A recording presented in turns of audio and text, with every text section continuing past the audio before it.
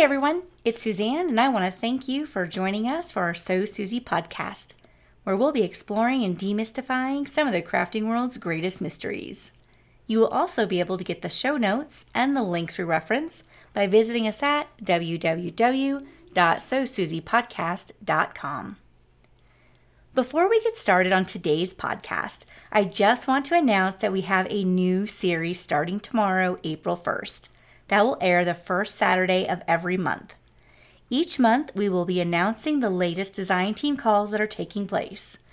We will have the team, cutoff dates, where to find the call details, and any other pertinent information you may need to know. If you're having a design team call and would like to submit it to the show, please head on over to our website at sosuzypodcast.com and click on the DT call listing tab. Click the link to fill out the form, and we will include you in our show. We are quite excited about our next series, and we hope you enjoy it as well. Now on to today's podcast and finding your photography style.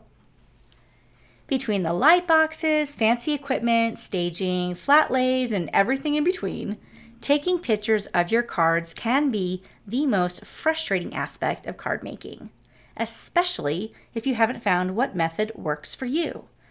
Every one of us is different, from our card styles to our crafting goals and all the way to our photography skills.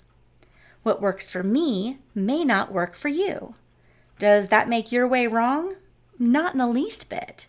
But finding your style is the most important aspect in any endeavor.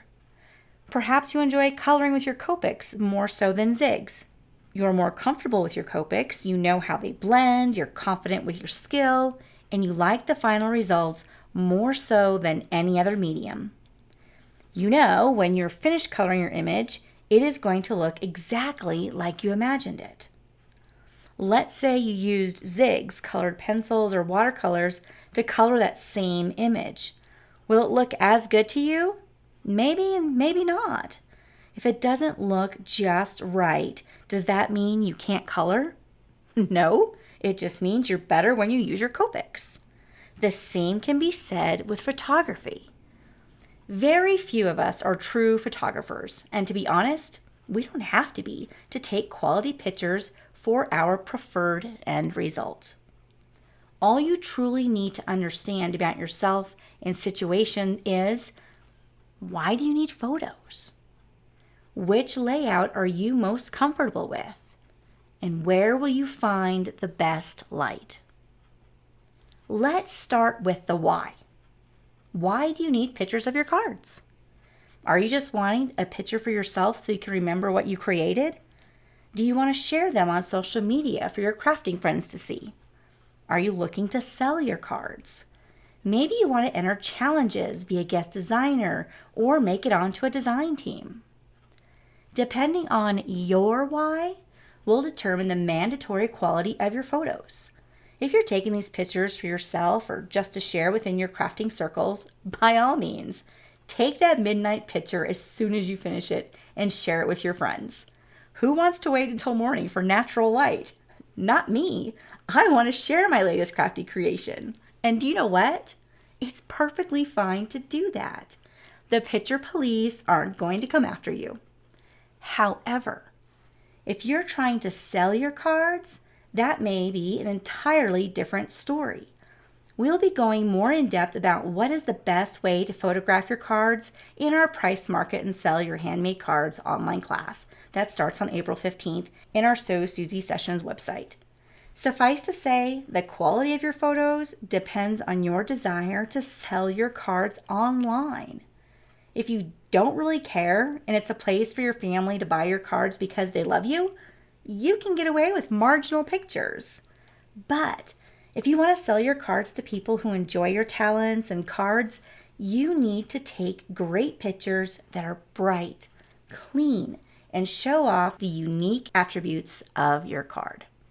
If you're planning on being on a design team, guest designer, or showcase other companies' products, your pictures need to be stellar, which means the photo police will definitely be after you if they are not.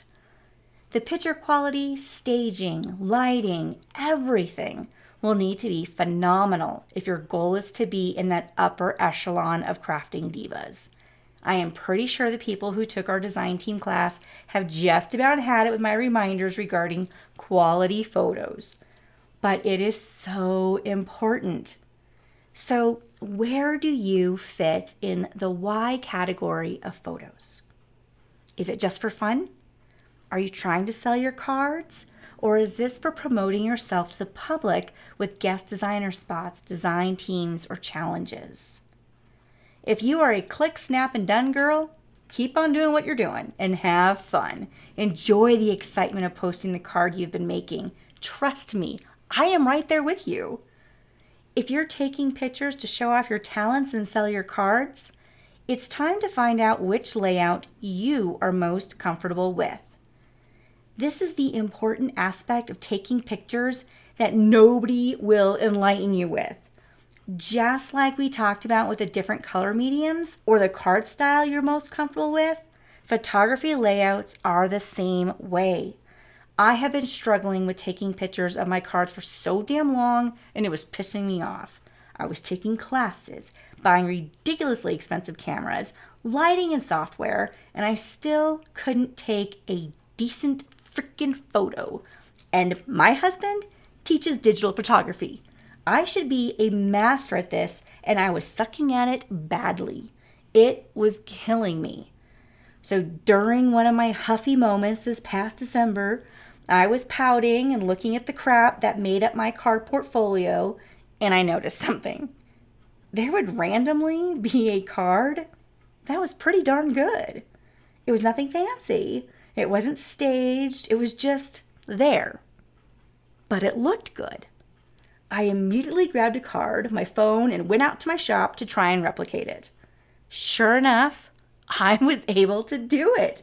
Now, keep in mind, I had tried staging my card, doing flat lays, using a bright white background, taking pictures outside, inside, with a light box, everything you could imagine. And do you know what worked best for me, my card, and camera?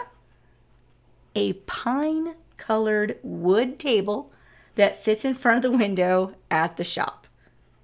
The wood was a great neutral background that made the colors pop in the card. And the mid-afternoon light was damn near perfect. No elaborate staging, no light boxes, just me, my phone, and my table. Now, that is me. You may have different luck with other hidden natural talents that you don't even know about. Before you go out and invest in crazy equipment and props, I want you to try a few scenarios first. 1, if you have a great wood finish table in your house, lay your card flat on the table and snap some pictures with your camera phone. 2, use a piece of white poster board and lay your card on it and take a picture. 3, if you have any neutral cardstock in a subtle pattern, lay your card flat and take a picture. 4, if you want to stage a flat lay photo, find some little things to add to the layout, maybe the stamps you used, inks, or embellishments. Josephine has a beautiful flat lay design for her cards that I will include a picture of in our show notes so you can see what she does with her images because they are beautiful and stunning. These scenarios are all samples of a flat lay layout, which are very popular right now. However, just because they are popular and just because you want to do them doesn't mean they are right for you. Just like those of us who would love to make clean and simple cards, we want to be able to leave all that white space, but we just can't bring ourselves to do it. The card just needs more. The same applies to photography styles. It's about finding what works for you. Now I want you to try a more traditional photo where you'll stand your card up. I also want to add, because if I don't, my husband will give me that one arched eyebrow teacher look. When taking pictures, you want to take a lot of the same image. Try different angles, move the camera forward, move it back. Just keep taking pictures, maybe as many as 10. It will surprise you the different lighting and detail a little angle change can achieve. For the traditional photos, the most important aspect of this picture is what is in the background. You may have amazing light in the kitchen when you place your card on the island, but if you can see your kitchen sink in the picture, it's not all that great. We need to find somewhere with a generic backdrop or backsplash. Look around your house. Is there a bookshelf somewhere that you can use? Maybe on top of a cabinet, couch cushions, or maybe if you have a great tile backsplash in your kitchen, take pictures in front of it. Take them everywhere you can possibly think of. The next layout we're going to try is a white background, and we are going to have you try fabricating a white corner box using poster board. If you have DSP paper from Stampin' Up, the white cardboard insert works perfect. Create a corner with the poster board and take pictures inside of it. I will have a tutorial in our show notes showing you how to create one. The best part about the corner box is you can add background prints and use the box to stage your card in a little vignette. Very similar to a flat lay, only the card is standing or propped up. But when you take your pictures, take some with just the white background and then some with different papers. Black, white, craft. Use some subtle pattern paper. One of the perks of using a corner box is you can move it around your house to chase the light.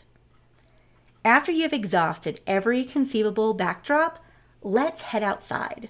Sometimes taking pictures outside can kill two birds with one stone. Great natural light and a nice backdrop for your cards. Maybe you have a fabulous brick wall or rock feature in your yard. Take a picture of your card using that as your backdrop.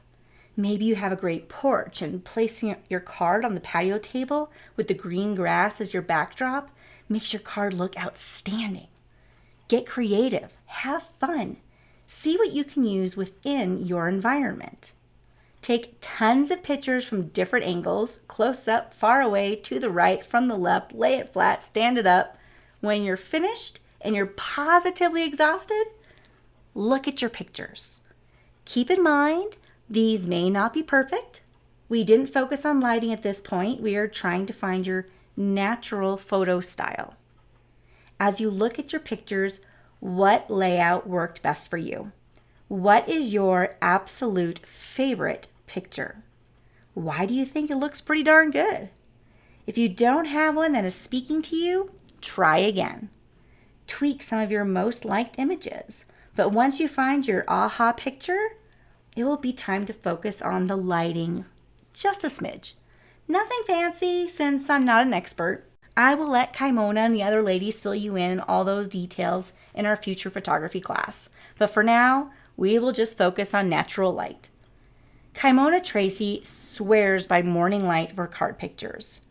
It's a soft light that works miracles on your photos.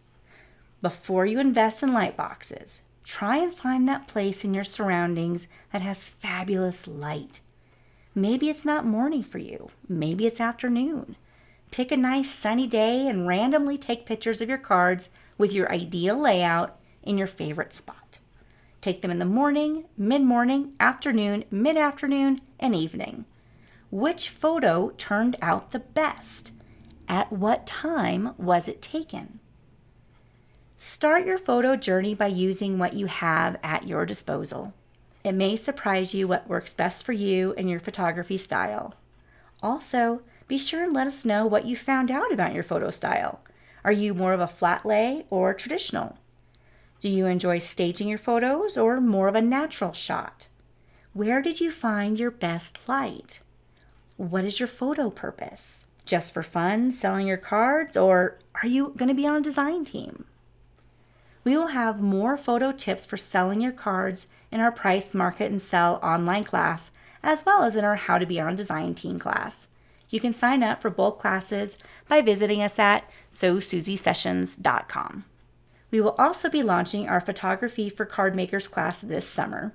You can find the links and pictures of all the different photo layouts we referenced in today's podcast in our show notes at www.sosuzypodcast.com. Until next time, This is Suzanne, and you have been listening to the So Suzy podcast. Happy stamping!